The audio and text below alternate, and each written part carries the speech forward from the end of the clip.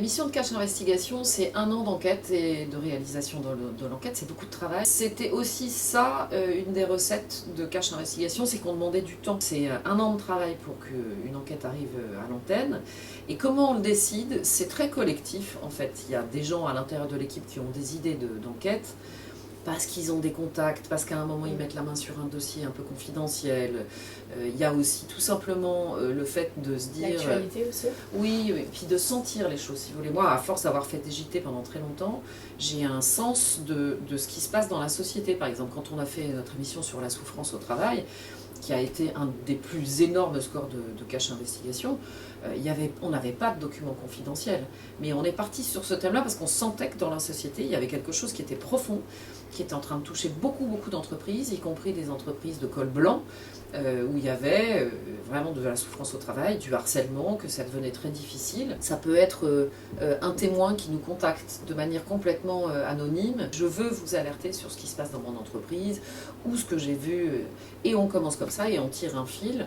Et là, on commence à se dire, ah, ça vaut le coup. Mais en fait, c'est toujours très collectif. On discute énormément entre nous. Cache Investigation, c'est pas moi. Cache Investigation, c'est une équipe. Et ça l'a toujours été. Il y a 2 rédacteurs en chef, moi, et en gros, en ce moment, il doit y avoir 7 réalisateurs qui travaillent sur 7 films différents. Évidemment, les JRI avec lesquels on tourne, les monteurs avec lesquels on travaille et tout ça. C'est une petite équipe assez resserrée. On est vraiment un pack de rugby, on travaille ensemble.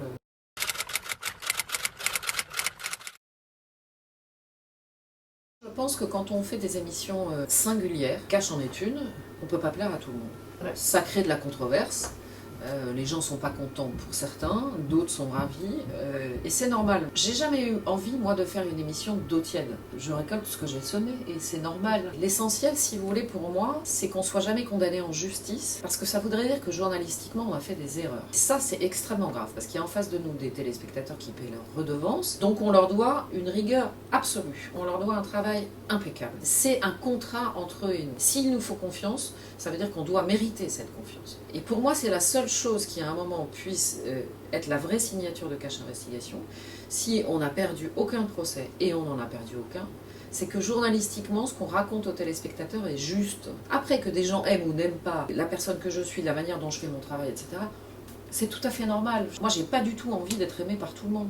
Donc ça me dérange pas. C'est pas mon envie dans la vie. Si j'avais eu envie de ça, j'aurais présenté la météo. J'ai choisi de faire des magazines d'investigation. Quand on fait des magazines d'investigation, ça veut dire qu'on va chercher des informations que d'autres n'ont pas envie de voir révélées. Ben, c'est évident que vous n'allez pas leur plaire. Le positionnement même d'un journaliste d'investigation, c'est de ne pas plaire à tout le monde. Après, est-ce que j'en fais trop?